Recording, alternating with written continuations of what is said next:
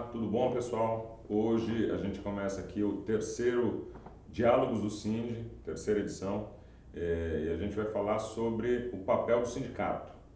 O que o sindicato influencia na vida das pessoas, especialmente do funcionário público, especialmente no caso do nosso servidor do Ministério das Relações Exteriores. Para conversar com a gente estão aqui o Juliano Costa Couto, advogado que presenciou e testemunhou o nascimento do Sindi Itamaraty, hoje presidente da OAB-DF, e o nosso Lineu Mazzano, que é servidor público em São Paulo e é presidente da Federação dos Sindicatos dos Servidores Públicos de São Paulo e secretário nacional, secretário-geral da Confederação dos Servidores Públicos do Brasil. O nosso objetivo aqui é um pouco apresentar para os filiados os desafios, as características e um pouco o diagnóstico da política sindical no Brasil hoje. Os nossos dois convidados têm muita experiência, tanto o Lineu quanto o Juliano, e como a gente faz sempre aqui, vamos apertá-los para sair muito material de boa qualidade. Uma palavrinha inicial, Lineu e depois Juliano? Ok, para nós participar deste programa, desse debate aqui no Sindi Itamaraty, nós, CSPB, Nova Central, é muito importante porque nós temos um carinho especial pelo Sindi Itamaraty. Muito obrigado, uma honra estar aqui também participando da história desse sindicato, passada, presente e futura, principalmente a futura. Um sindicato que tem ainda muito a crescer e muito a fazer, inclusive no aspecto de convencimento e agregação das categorias profissionais por ele representadas. Uma honra estar aqui ao lado de Rômulo, ao lado de Lineu. Vim mais do que para ensinar, muito mais para aprender com esses mestres, cada um na sua atividade. Vamos ver. Eu queria já então começar aqui com o Juliano. A reforma trabalhista passou no Congresso e todo mundo se pergunta, tudo bem, e aí, o que muda? Para o trabalhador da iniciativa privada há muitas mudanças, mas eu queria saber com o Juliano, para as entidades sindicais dos servidores públicos e para os servidores públicos, quais são as principais mudanças da reforma trabalhista, Juliano? Eu acho que, primeiro, o sindicalismo do serviço público, e aí Lineu vai saber falar disso até com mais propriedade, ele tem vicissitudes e características próprias. E estas tendem a se perpetuar, porque, por exemplo, a reforma trabalhista veio a alterar o regime de forma contundente dos que têm seu vínculo empregatício regrado pela CLT, Consolidação das Leis do Trabalho. Os servidores públicos, como estatutários que são, e aqui no Distrito Federal pelo 8.112, ou como pelo Sindi Itamaraty por leis específicas, eu acho que a tendência de ter mudanças nesta relação é muito menor do que se imagina. Agora, isso não retira a importância de um sindicato dessa natureza, e ainda me atrevo a dizer, Rômulo, que uma das grandes mudanças legislativas que afetou a relação dos servidores públicos com os seus órgãos públicos e, obviamente, o trabalho do sindicato foi quando tivemos a criação do FUNPRESP, a mudança do regime de previdência integral dos servidores públicos. É só uma mudança. E aí talvez o sindicato tenha que ficar atento porque os FUNPRESPs da vida, ainda esses sim estão em crescimento, em gestação. Cabe aos sindicatos e entidades fazerem dali uma fiscalização da aplicação, destinação e garantia de que esses recursos públicos serão capazes de otorgar aos servidores uma aposentadoria perene e serena num futuro próximo. Quer dizer, no fundo, o papel dos sindicatos hoje é de monitoramento da legislação que já foi aprovada antes e vai regular a aposentadoria dos novos funcionários públicos. Eu, nesse primeiro momento, não enxergo muitas alterações na relação dos servidores públicos dos seus sindicatos a partir da mudança da reforma trabalhista feita agora, que está em vacatio legis por 120 dias. Mas entendo que o sindicato deve estar atento, inclusive porque novas mudanças legislativas capazes de virem à tona nesse próximo 6 meses ou 1 ano, e estas sim podem alterar em alguns elementos importantes a relação entre o servidor público, o seu empregador e, obviamente, o papel dos sindicatos. A gente vai voltar nesse tema, mas para o Lineu, tem um ponto aprovado na reforma trabalhista que afeta diretamente os sindicatos, que é a suspensão do pagamento obrigatório do imposto sindical. Como é que a Nova Central enxerga isso e qual é o efeito disso para os sindicatos? Rômulo, se você me permite, eu quero comentar um pouquinho, por favor, mais abrangente da reforma trabalhista e depois eu vou para este ponto da contribuição sindical. Ocorre que quando nós falamos da reforma trabalhista, parece-me que nós estamos falando apenas de um ponto no contexto geral daquilo que o governo vem propondo. A reforma trabalhista faz parte de um plano de ação que contempla várias ações. Uma delas foi aquela que nós fomos atingidos diretamente no ano passado, que foi com a aprovação de uma emenda constitucional, que hoje é a emenda 95, que define, né, a aplicação dos recursos, ou seja, qual é o aumento de um ano para o outro dos recursos na administração pública. E quando nós analisamos a emenda 95, e ela definindo que podemos aplicar para o ano próximo apenas a inflação do ano anterior, já neste ano, para 2018, já o governo mesmo já está discutindo, hoje mesmo tem uma matéria do ministro da Fazenda falando da dificuldade como que ele vai administrar o próximo ano, porque nós temos um aumento vegetativo da folha e das despesas da administração pública próximo de 3%. A inflação está mais ou menos 3%, ou seja, não poderá fazer nenhum investimento. Isso sem nós discutirmos aquilo que, né, o doutor está acabando de falar, que é a questão da Previdência, porque o gasto com a Previdência, da forma que ela está colocada, vai aumentando. Aí vem a reforma trabalhista neste bojo, trazendo, talvez não para os servidores do Ministério das Relações Exteriores, por uma situação diferenciada, mas também estão na mira de uma política de terceirização do serviço público. Nós já temos leis aprovadas de terceirização, né, de forma aberta. E nós já temos esse problema, e aí enquanto Nova Central, né, e também CSPB, nós atendemos os servidores das 3 esferas de governo, federais, estaduais e municipais. Nós já temos municípios, né, abrindo consulta pública para contratar professores que possam trabalhar com menor salário. Hoje, com o trabalho intermitente, já vai poder fazer isso na área da saúde, na área da educação. Então, é um processo que a reforma trabalhista ela veio trazendo dentro de um contexto que o governo vem colocando, que tem outros passos que nós podemos falar depois. Quanto à contribuição sindical, a Organização Sindical dos Servidores Públicos, ela na sua maioria já, né, tem recebido, ou seja, os governos não têm descontado a contribuição sindical, com raras exceções, né? Então, os sindicatos na administração pública têm conseguido se organizar, se evoluírem sem a contribuição sindical. Só que com a reforma trabalhista vem uma nova realidade. Se deixa de ter o imposto compulsório, vai entrar um questionamento aqui de que o sindicato então só vai representar associado. Nós já temos juízes, inclusive, decidindo sobre essa questão. E já começa a debater esse entendimento. Se eu tenho uma contribuição obrigatória, dentro do princípio que o sindicato representa a categoria, então define-se de que todas as ações do sindicato, toda a negociação é para toda a categoria. Se não tem a contribuição obrigatória, é apenas voluntária, só aqueles que são voluntários para contribuir com o seu sindicato que poderão ser beneficiados. Então, e como está essa questão? Isso aí está em debate, né? Então, o governo... a lei foi aprovada, tornando ela facultativa. Há estudos aí para que possa ter uma medida provisória entre esse e outros pontos aí que está sendo debatido pelas centrais sindicais. Mas isso, Lineu, parece que é um ponto vencido.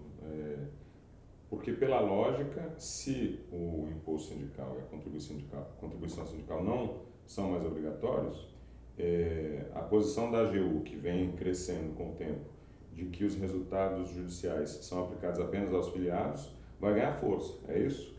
Sim, vai ganhar força, porque, na verdade, assim, a reforma trabalhista ela alterou muitos pontos da reforma trabalhista, é inconstitucional. Isso está mais do que, né, entendido. Vamos ver como que o judiciário vai decidir isso depois, porque já está se preparando as ações diretas de inconstitucionalidade, tanto pelas confederações como pelas centrais, né, trabalhando nisso. Então, perde a lógica da representação por categoria. Se eu não tenho contribuição obrigatória, então eu também não tenho a obrigação de representar toda a categoria. Ou seja... Esse é um dos pontos que vão ser... Esse é um dos pontos que vão ser argumentados. Claro que quando nós vamos argumentar isso, nós temos uma reforma trabalhista, né? Uma lei aprovada, sancionada, que em 120 dias, ou seja, na primeira quinzena de novembro ela entra em vigor, de que ela alterou alguns pontos da qual é constitucional, pontos que deveriam ser através de uma emenda constitucional, né?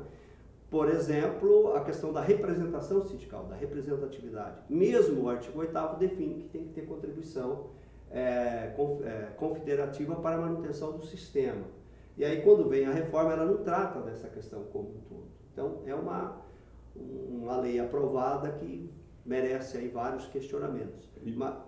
E desculpe, pessoalmente, qual a sua posição sobre a contribuição sindical obrigatória?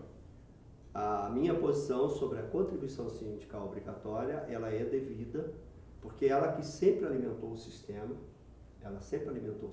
nós defendemos a contribuição sindical, inclusive pelos servidores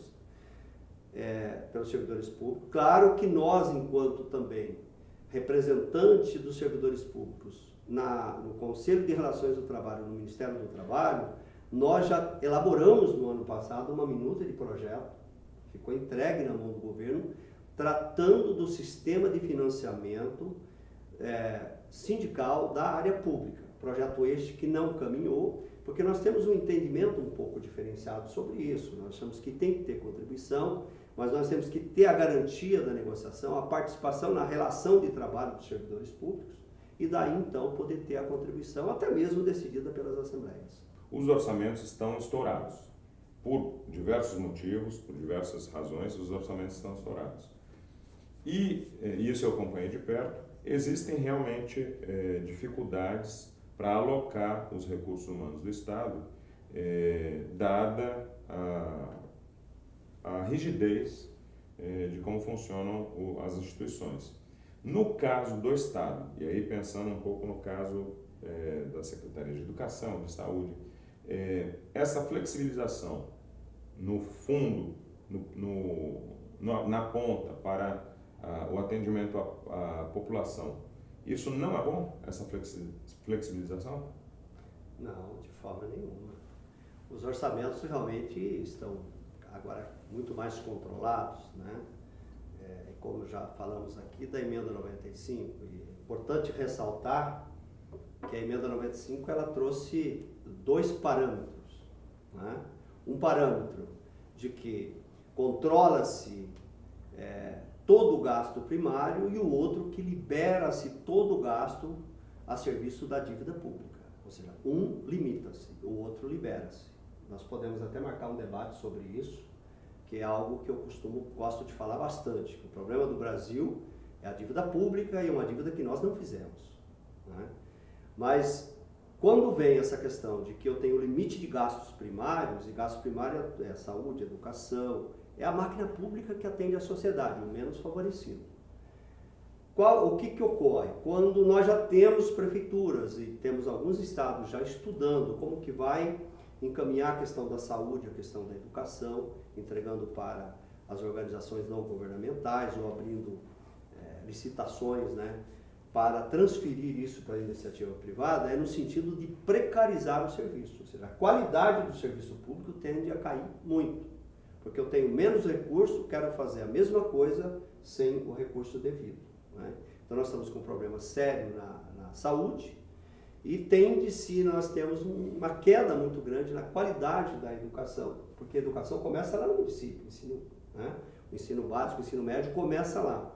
Eu colocar o município de São Paulo ou de Santa Catarina, alguns que eu já tenho conhecimento, que já abriu consulta pública baseado na lei da terceirização para contratar o professor com menor salário. Isso já está ocorrendo. Isso fatalmente é uma perda de qualidade na educação. Deixa eu te perguntar uma coisa, porque exatamente sobre esse tema eu me informei um pouco. Parece que a lei limita a diminuição do valor hora, e o que acontece é que as secretarias têm dificuldade de alocar o horário do professor, 8 horas, já que ele dá 4 horas numa escola, 4 horas na outra. Tem uma quer dizer, não é preto e branco, né? Existe uma zona cinzenta aí. Sim, na área da educação, até porque os salários da educação no Brasil é muito baixo, né? O professor, nós temos muitos professores fazendo 3 turnos. Que hora que ele consegue se preparar para a aula ou para né, rever uma matéria ou preparar uma prova se ele tem o turno da manhã, da tarde e da noite. Por que ele está fazendo isso? Porque o salário é muito baixo. E agora nós temos, né, um encaminhamento para reduzir ainda mais o salário da educação. Então, temos uma área muito cinzenta assim, na área da educação. Juliano, especialmente em relação ao fim da obrigatoriedade da contribuição sindical, com a nova legislação, qual é a diferença na prática de um sindicato cuja filiação é voluntária, cujo orçamento é suportado por contribuições voluntárias e de uma associação, considerando que está crescendo a ideia de que as vitórias judiciais do sindicato vão se aplicar apenas aos seus filiados. Uhum. Na prática, como fica essa diferença entre sindicato e associação? A primeira, se você pensar só num contencioso judicial e dos benefícios de uma ação, você talvez tenha uma nebulosa impressão de que eles muito se aproximam.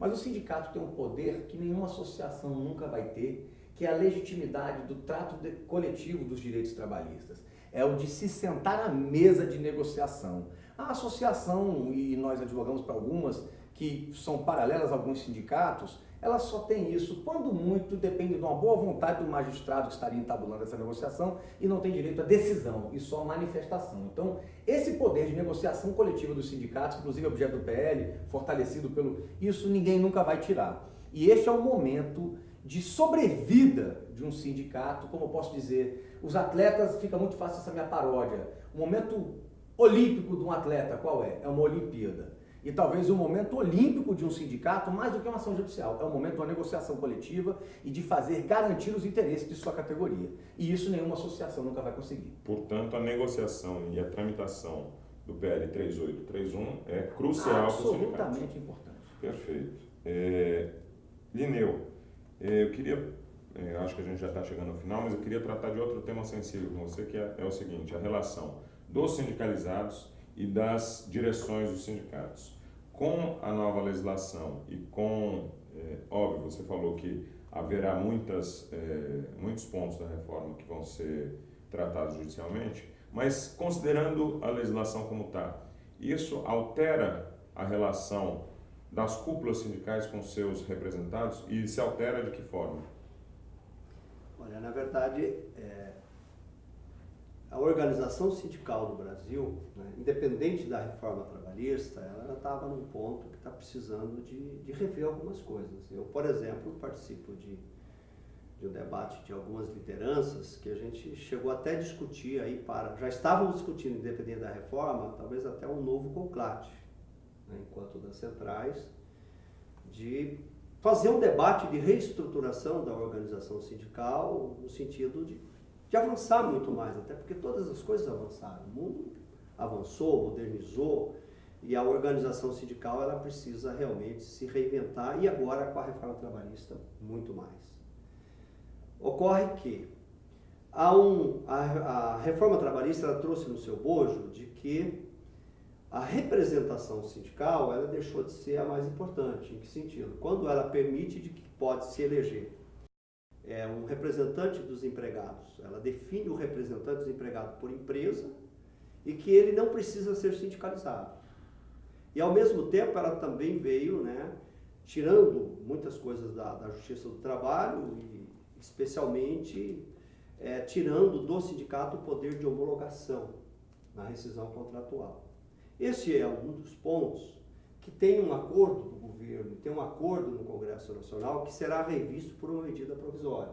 Há uma expectativa muito forte das centrais sindicais, né, de que o próprio presidente da República está chamando as centrais para uma reunião para finalização dessa medida provisória, para tratar de alguns pontos, especialmente esse da representação sindical. Ou seja, tudo isso também porque aquilo que nós já falamos. A lei veio e tira a representação sindical, mas o artigo 8º da Constituição define que a representação dos trabalhadores se dá através de sindicatos, como já confirmado aqui pelo Dr. Juliano, que o sindicato ele tem uma legitimidade constitucional para representar a sua base, a sua categoria. O que precisa muito? Precisa hoje, nós precisamos ter uma campanha de despertar as nossas bases para se filiarem ao sindicato, aproximarem da entidade sindical, né? E também capacitar muito mais os nossos dirigentes sindicais deste papel, sim. O papel do dirigente sindical ele é muito importante. Tem um ônus, né, na sua representatividade, porque ser dirigente sindical não é fácil, precisa ser muito dedicado, né, precisa, como a gente fala, tem que dar a cara a tapa. Ter muitos ouvidos. Muitos ouvidos, a base te, né, pegando, o governo não te atende, você negocia, eles não cumprem, você ganha na justiça, eles não querem aplicar a decisão judicial, e aí sempre o associado, ou aquele que não se associa ao sindicato, diz, mas é o sindicato que é fraco. Porque está faltando uma proximidade, está faltando se juntar muito mais. Né? É importante despertar as bases nossas de que enquanto o governo está tirando um sistema de contribuição, de financiamento da organização sindical, ele está mantendo a contribuição do sistema patronal, que é o sistema S. E que tira de quem? Tira de nós, consumidores e trabalhadores. E ao mesmo tempo está em debate no Congresso Nacional, e aí algo que está avançado por interesse de todos os partidos, inclusive os partidos de oposição, aí não tem direita e esquerda, de que tem que se triplicar, né, o investimento público nos partidos políticos. Ou seja, nós vamos contribuir com nossos impostos e o governo vai tirar parte para os partidos políticos. Então o tripé da democracia está quebrado. Porque o tripé da democracia é partido político, imprensa e as entidades sindicais que representam os trabalhadores, que defende aquele que produz a riqueza. Quer dizer, quem produz a riqueza estão sendo escravizados. Vão tirar o recurso, a representatividade. A outra parte, a imprensa, ela é livre e tem que ser respeitado o papel da imprensa, porque é extraordinário no processo democrático, mas os partidos políticos vão se fortalecer ainda. Eu vou, para a gente fechar aqui, eu vou te perguntar o seguinte, faz sentido uma leitura de diversas lideranças sindicais de que a reforma trabalhista é um ataque ao sistema sindical, ponto 1, e ponto 2, faz sentido uma leitura de representantes de empresas de que o sindicato muitas vezes se apoia sobre monopólios na negociação sindical e que a reforma trabalhista quebraria isso para o bem do trabalhador? Essas duas afirmações fazem sentido para você? Olha, a primeira de que é um ataque ao sistema sindical? É um ataque ao sistema sindical porque é preciso que uma análise minha, a partir do momento que na ação popular nós conseguimos de que não tenha mais financiamento de campanha por pessoas jurídicas, né, o Congresso Nacional ele se sentiu na obrigação de quebrar uma força que podia continuar forte, que é a organização sindical. É bom colocar que a reforma trabalhista, encaminhada pelo governo, ela tinha 7 artigos, e o Congresso transformou para 108, 119, não é, doutor? Então o próprio Congresso é que fez dessa reforma, aí o governo foi bater o pau, mas o governo não encaminhou. Então é uma vingança. Agora eu quero ressaltar também, bem rapidamente, a base sindical patronal, nem toda a base sindical patronal está de acordo com a reforma trabalhista. Até porque na parte do financiamento, os sindicatos patronais estão junto conosco, com as centrais, tentando restabelecer uma forma de que tenha contribuição para o sistema sindical. Por que isso? Porque os sindicatos eles não recebem os valores, né, do sistema S, que ficam apenas nas confederações. Então, dentro da organização sindical patronal também tem conflito. E a base do sistema sindical patronal está com a gente lutando no governo para que nós tenhamos, na medida provisória, algo que possa restabelecer o sistema de financiamento. Considerando essa avaliação que o Linneu fez de que as mudanças, na verdade, representam algo muito maior. Como é que os sindicatos lidam com essas duas situações? Quer dizer, de um lado, você tem que atrair filiados para manter a sua capacidade de gestão e, de outro, está, digamos, sofrendo um abalo no seu monopólio. Sim. Como é que você avalia isso e como é que os sindicatos devem fazer para responder a isso? A mesma, entre aspas, competição em que, em sendo saudável e equilibrada, gera melhorias nas pessoas, nas empresas, nas entidades, isso vai acabar se refletindo dentro da representação sindical. E hoje você tem, Linneu deve saber muito melhor que eu como representante da entidade nacional, você tem diversas categorias, Rômulo, em que, inclusive no setor privado e no público, por exemplo, os policiais federais, agentes, eles têm um sindicato, os delegados não têm. Eles estão brigando na justiça por representação, inclusive existem decisões díspares. Estados em que o sindicato consegue, o delegado consegue ter um sindicato e outros que não. Ou seja, essa questão de representação existe de uma forma muito grave, inclusive dentro do Distrito Federal, por exemplo, nas áreas de informática. Eu sou um técnico de informática, trabalho numa empresa de tecnologia. Aí, às vezes, eu não sei se eu estou vinculado ao comércio, a minha empresa vende, ou se eu estou comerciado à indústria, se eu tenho um valor agregado e qual sindicato eu respondo. O Linneu deve saber dessas dificuldades. E isso porque nós, em tese, temos o princípio constitucional da unicidade da representação. Se não tivéssemos, seríamos deuses da cuida com os mais de 10 mil sindicatos. Então, assim, esse desafio do sindicato se recriar, ele vai ter que ser um clube de serviços cada vez mais eficaz e com a benesse de ter, sim, o sindicato, o monopólio das negociações coletivas. E com a pergunta anterior, eu esqueci de uma respostinha que é muito importante, que é a diferença entre associação e sindicato, que é a estabilidade que é dada aos representantes do sindicato. E como ele vai brigar com o empregador dele, a lei garante a ele uma estabilidade, como o representante de CIPA também tem e outros mais, e isso foi mantido, isso é muito importante, porque você se indispor com o seu empregador, se você tiver uma associação, ele tem livre-arbítrio, ele te demite e te manda embora. E tem uma questão que eu também vou me atrever a colocar aqui no final, o Sindi Itamaraty é um belíssimo exemplo de como devem se portar as representações dos sindicatos. O Linneu também, como conhecedor que é da história e de Brasil afora, às vezes a gente vê, e é muito triste, sindicatos, Rômulo, que possuem o mesmo presidente há 10, 20, 30 anos. Que sindicato é esse? Porque ou ele é tão ruim que ninguém quer nele se alçar com um representante máximo, ou ele tem um dono. Então ele foi privatizado. E isso às vezes é muito triste na história da representação sindical no país. E no próprio Distrito Federal nós temos, eu participo representando algumas entidades de negociações coletivas, e você vê que é o mesmo presidente que está em 2016, é o mesmo que negociou o salário dos empregados em 2000 e 1990. Então eu entendo que a política interna dos sindicatos, num certo aspecto, também deve se renovar para garantir a oxigenação representativa. E por que eu falo do Sindi Itamaraty? Porque eu acompanhei a gestação, acompanhei a criação, o ideal político desse sindicato, de união e de representatividade interna do difícil diálogo entre o MRE, mas que melhorou muito, eu me atrevo a dizer, e que, como que isso é importante, porque aqui se renovam as diretorias a cada eleição, ninguém aqui se agarra e se perpetua ao poder, então parabéns ao Sindi Itamaraty pela sabedoria com que conduz as transições democráticas na troca de poder e representação. E esse é um avanço que o Brasil precisa ter em relação aos sindicatos. Muito obrigado pela oportunidade, um prazer estar aqui, Linneu, prazer em conhecer melhor e ver sua história com o sindicato, e obrigado, Rômulo, prazer também estar de novo com você, meu amigo, atleta, um exemplo para a gente.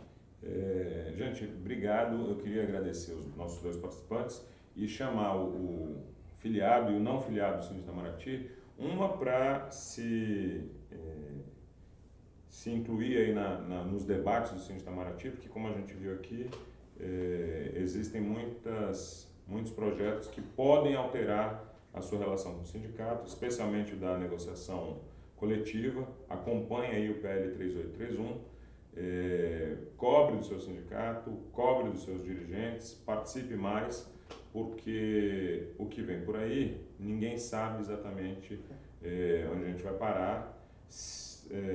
Nada é preto no branco, inclusive, eu acho que todas as legislações que estão sendo debatidas têm pontos positivos, como tem pontos negativos. Cabe a você se preparar e se informar para participar desse debate de maneira mais eficiente. Um abraço, obrigado, Linneu, obrigado, Juliana, é isso aí.